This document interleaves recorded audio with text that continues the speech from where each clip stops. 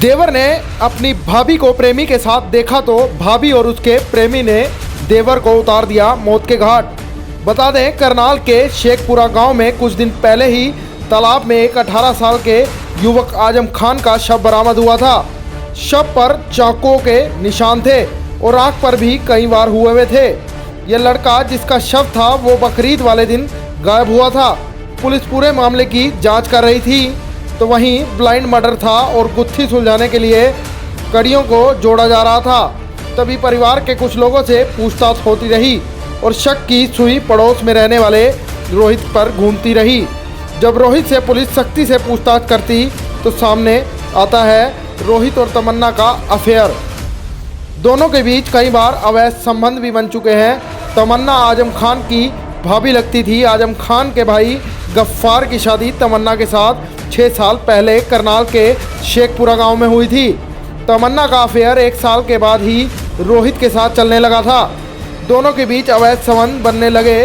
दोनों ने एक बार मिलकर गफ्फार को भी मौत के घाट उतारने की साजिश रची थी, जिसके लिए रोहित ने जहर लाकर तमन्ना को भी दिया ताकि वो अपने पति को खिलाकर उसे मौत के घाट उतार दे और फिर रोहित और तमन्ना शादी कर लें, पर ऐसा नहीं हो पाया।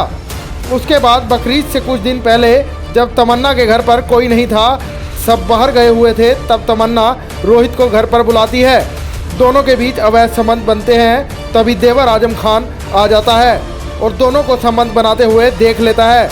आजम खान किसी को बताए ना, इसलिए उस दिन रोहित अपने हाथ की नस भी काट लेता है ताकि वो उसे इमोशनली ब्लैकमेल कर सके।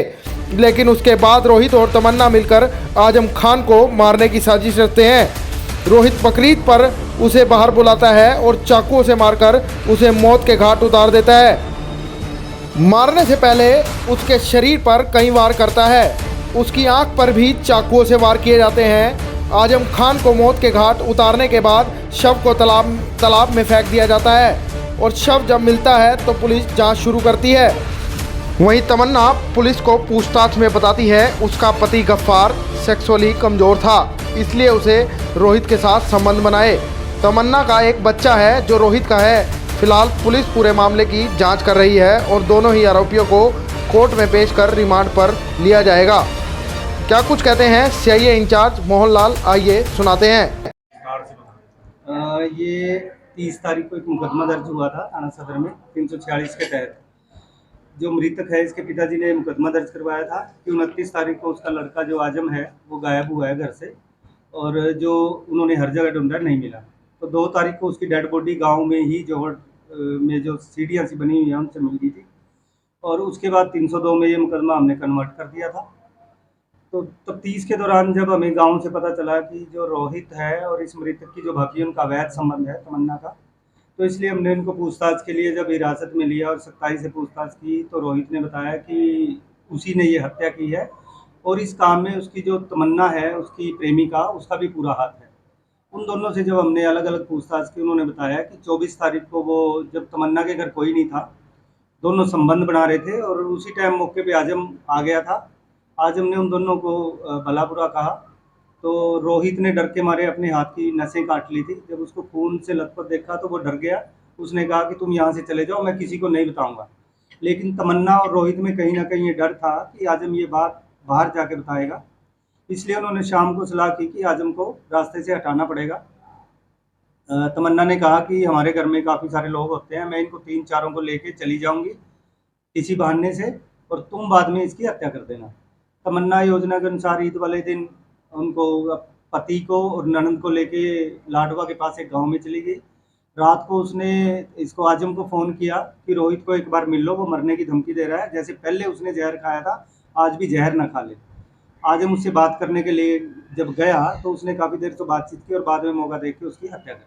सर कितने लोग थे सर इस मामले के अंदर, हत्याकांड के अंदर? ये दोनों प्रेमी प्रेमिका दोनों इसमें है। इसका भी पूरा इन्वॉल्व है क्योंकि इसको सारी योजना का पता था। इसने ये भी पता था कि इसकी हत्या करती है, इसको ये भी पता था कि डेड बॉडी कहाँ पड़ी है, लेकिन ना उसने पुलिस को बताया ना ही घर वालों को बताया, बल्कि घर वालों के साथ उसको ढूंढने का नाटक करती रही। तो दोनों की इन्वॉल्व है। किस तरह की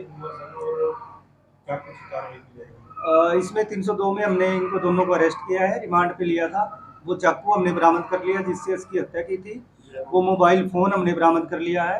और रोहित ने इसके पति को मारने के लिए भी जहर दिया था कई दिन पहले, वो जहर भी इस लेडी ने बरामद करवा दिया। इसका पति जो गफ्फार था उसको भी मारने की योजना थी। तो कब से संबंध थे सर इनके करीब 5 साल से संबंध थे। जो इस लेडी ने बताया कि इसकी शादी तो गफ्फार से हुई थी, लेकिन वो सेक्सुअली वीक है, इसलिए उसके पड़ोस में रहने वाले इससे रोहित से संबंध हो गए थे और वो संबंध इनके लगातार चल रहे थे। पूरे गांव को, पड़ोस को, सभी को पता था, दोनों परिवारों को पता था कि इन दोनों के अवैध संबंध है। शादी करने का भी कोई इनका प्लान था सर? अब जैसे कि इन्होंने हत्या कर दी थी, दूसरे की प्लान थी और उसके बाद इन दोनों ने शादी कर ली। सर जिस तरह से पुलिस पे दबाव बनाया गया सर इस पूरे मामले को आज लेकर, इनकी 18 साल। सर जिस तरह से दबाव बनाया गया पूरे प्रशासन के ऊपर और लाश नहीं उठाने की बात कही गई थी, तो इससे और इसका पूरा का पूरा मामला जो है खुलकर सामने आ गया है। तो क्या लगता है आपको? बिल्कुल, एजुकेशन करना कहाँ तक उचित था? जिस दिन ये डेड बॉडी रिकवर की, पोस्टमार्टम हमने करवाया, तो परिवार वालों ने कहा कि पहले जो इसके हत्यारे हैं उनको गिरफ्तार करो, उसके बाद ही हम डेड बॉडी को उठाएंगे।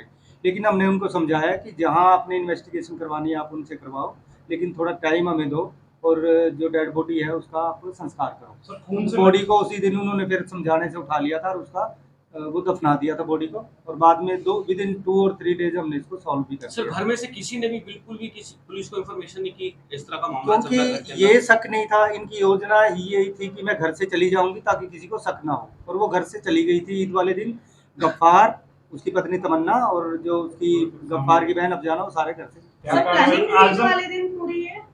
बिल्कुल, ये ईद वाले दिन की कहानी है। ईद वाले दिन वो जैसे ही गई, शाम को उसने इसके पास भेज दिया और उसने इसका मर्डर किया। आजम के कपड़े खून से लथपथ थे सर, किस चीज से वार किया गया था? इसमें चाकू से उसका मर्डर किया गया था, करीब 14-15 वार उस पर किए गए थे और चाकू हमने बरामद कर लिया।